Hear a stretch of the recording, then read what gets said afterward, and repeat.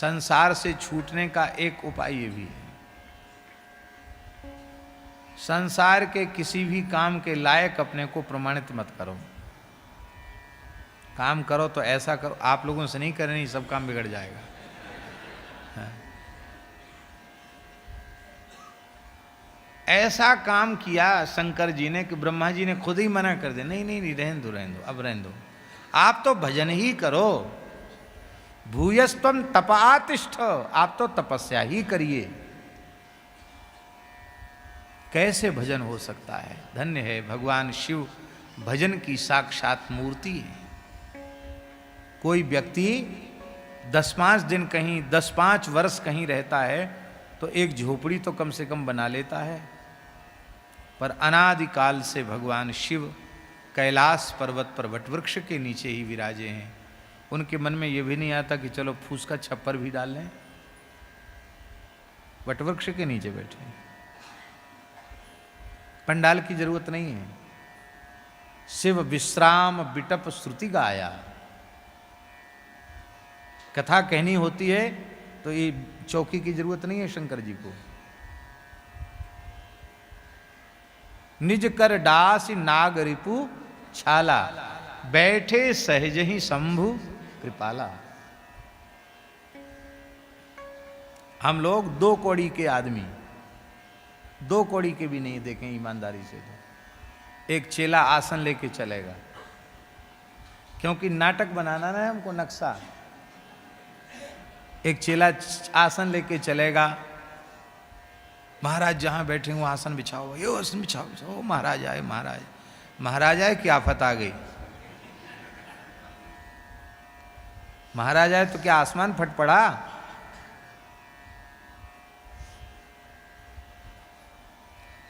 हमारे पूज्य गुरुदेव भक्तमाली जी महाराज, हम उनके साथ अब खाक चौक में निवास करने लगे थे, यात्रा में गए तो हम आसन महाराज जी बोले, हमने जीवन में ये नाटक नहीं किया है, तुम स्थान के महंत हो, तुम आसन पर बैठो, तुम्हारी मर्यादा है, हम तो जैसे हैं वैसे ही रहेंगे, ये नाटक हमको पसंद नहीं है। अब महाराज जी आसन पर न बैठें और मैं आसन पर बैठूं, इतना बड़ा मूर्ख तो नहीं हूं।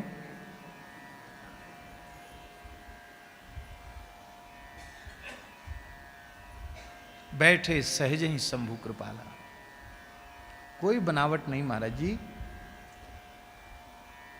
और सच्ची बात है, हम यहां बैठे हैं तो भी धरती पर ही टिके हैं, और आप वहां बैठे हो तो भी धरती पर टिके हो, वहां बैठे वो भी तो धरती पर टिके हैं। 10 हाथ ऊपर हो 10 हाथ नीचे हो, भेद क्या है? विचार करके देखो तो क्या ऊपर और क्या नीचे, कुछ नहीं है, कोई भेद नहीं। और हमने अपने दिमाग में ऐसे ऐसे अहंकार घुसा रखे हैं कि कथा में भी जाएंगे ना तो व्यास पीठ से 1 बिलांद ऊंची आसन होनी चाहिए। जो चेले जाएंगे ना वो नापेंगे व्यास पीठ को नीचे से ऊपर तक। अब हमारे गुरु जी आके बैठेंगे इनका आसन, अब वो क्या करें? व्यासपीठ वाली चौकी ऊंची थी और दूसरी चौकी नीची थी, लाओ ईंटा रखे जाएंगे नीचे तब ऊंचा किया जाएगा,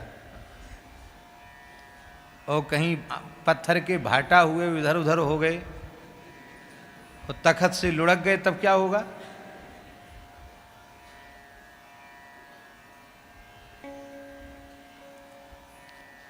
कितने अहंकार जन्म से हमें दुर्भाग्य से घेरे हुए हैं, उनको हम मिटा नहीं पाए, और न जाने कितने नए नए अहंकार हमने अपने ऊपर लाद लिए।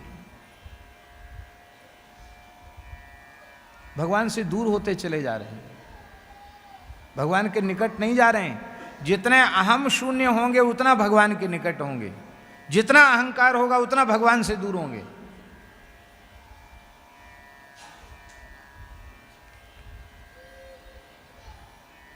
बोलो वृंदावन बिहारी। शंकर जी हजारों गण हैं उनके पास, लेकिन नाग रिपु छाला अपने हाथ से ही बाघंबर बिछा लेते हैं, अपने बैठ जाते हैं। बैठो कथा सुनो, बैठे सहजी शंभु कृपाला। ऐसा दिव्य जीवन। तो निवृत्ति में भजन कैसे किया जा सकता है, इसका प्रमाण शंकर जी हैं। पार्वती जी शंकर जी में झगड़ा नहीं होता। अरे बताओ, हम इतने दिन ब्याह के हो गए, तुमने एक कमरा तक नहीं बनाया, कैसे गृहस्थ हो बताओ।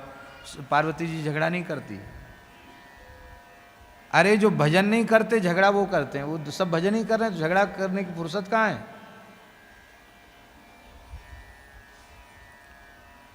गृहिणी अन्नपूर्णा है और शंकर जी भिक्षा मांग लेते हैं। झगड़ा होना चाहिए रोज। मैं अन्नपूर्णा हूँ, सारे ब्रह्मांड को खिलाती पिलाती हूँ, और तुम भीख मांगते हो। हमारी तो यहाँ से नाक कटती है, ये ठीक नहीं है, तुम्हारे लक्षण अच्छे नहीं हैं। पर नहीं, आपकी प्रसन्नता भिक्षा मांगकर भजन करने में है, आप भिक्षा मांगो, कोई बात नहीं। आपकी इच्छा हो तो यहाँ भी भिक्षा ले जाओ, हमें कोई परेशानी नहीं। आपने देखा होगा अन्नपूर्णा बांट रही हैं, शंकर जी लाइन में लगे हैं, ले लाओ भिक्षाम में दे लो। अपनी आवश्यकताओं को समाप्त कर दो, कम कर दो नहीं, समाप्त कर दो। जो सहज हो जाए वो हो जाए, जो नहीं हो जाए वो बहुत अच्छा, जो हो जाए वो भी बहुत अच्छा। तो आपसे भजन बनेगा। ये करेंगे ये हो जाएगा, तब भजन करेंगे तो हो गया भजन। मन की तरंग मार ली, बस हो गया भजन। आदत बुरी सुधार ली, बस हो गया भजन। ये जरूरी है। इसलिए शंकर जी साक्षात भजन का स्वरूप हैं।